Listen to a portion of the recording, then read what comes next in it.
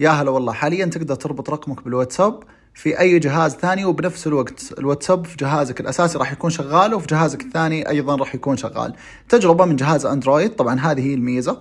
تفتح تطبيق الواتساب وهنا زي ما انتم شايفين ربط جهاز، تضغط عليه بيطلع لك الباركود.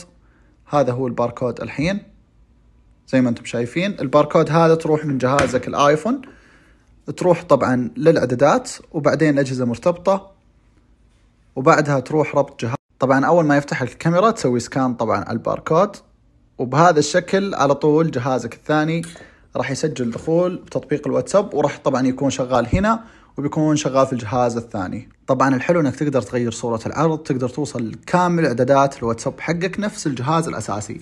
وطبعا لو حبيت انك تحذف الجهاز تقدر من الاعدادات وربط الجهاز، راح تلاقي الاجهزة المرتبطة بحسابك، تقدر تسجل خروج من اي طبعا جهاز، وزي ما انتم شايفين على طول بسجل خروج من هنا.